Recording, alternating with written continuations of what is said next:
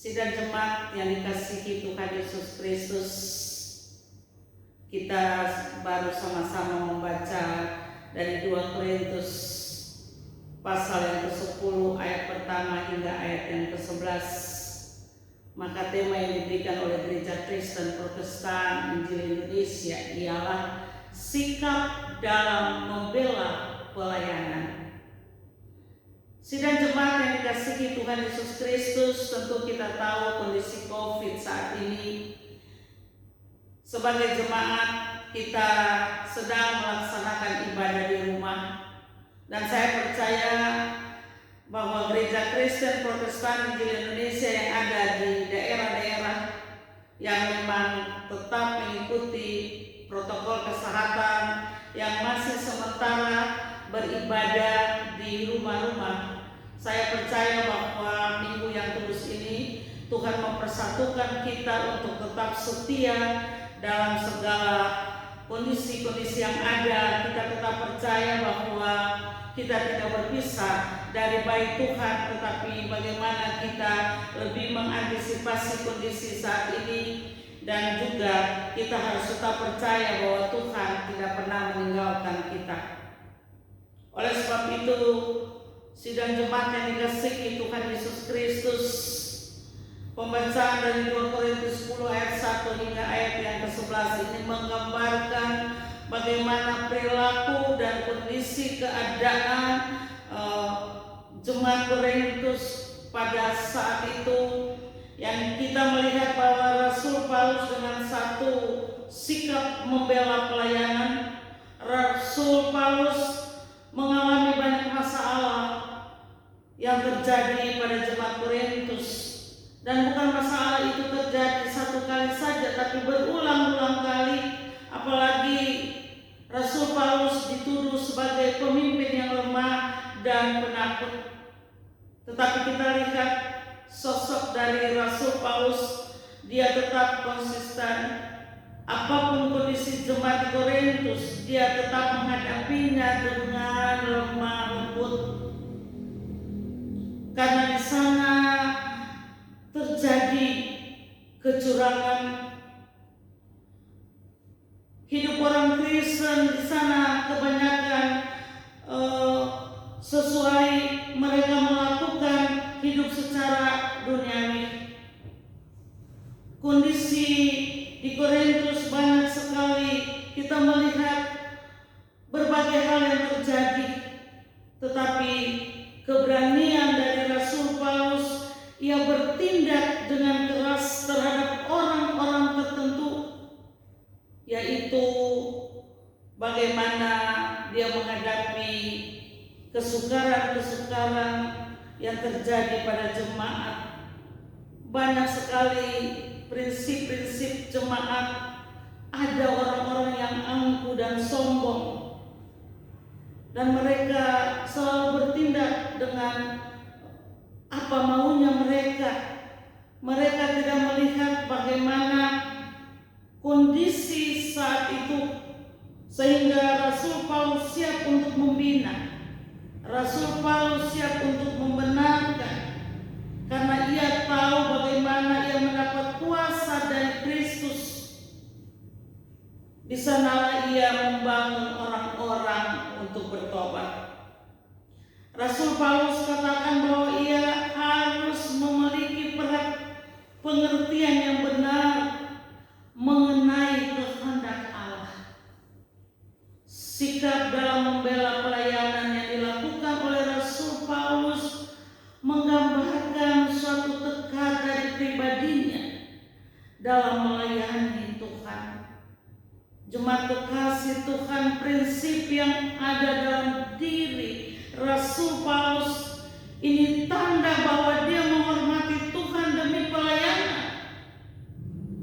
Rasul Paulus mematahkan keangkuhan mereka, menawan segala pikiran dan menaklukkannya kepada Kristus. Dalam berjemaat pun demikian. Banyak terjadi salah paham karena keangkuhan pribadi. Ada juga sebagai hamba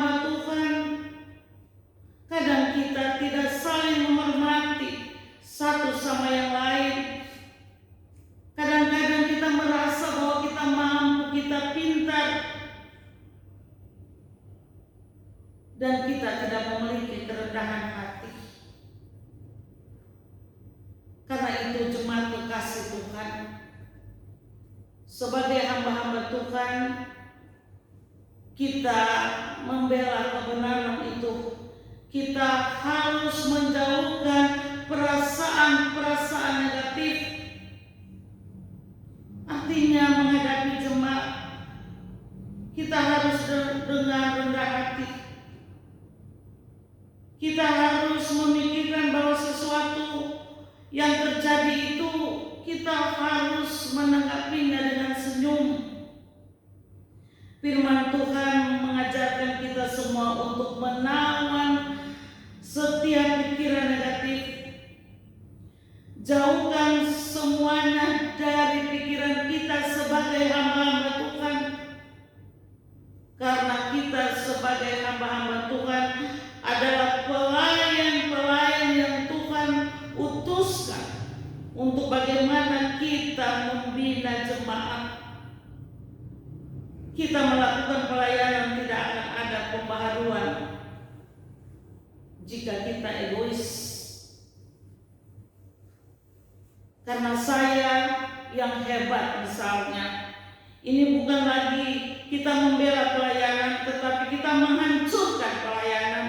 Bagaimana kita mau dipakai Tuhan untuk membenahi pelayanan yang Tuhan percayakan bagi kita. Marilah kita sebagai pelayan-pelayan Tuhan, kita merenungkan kembali.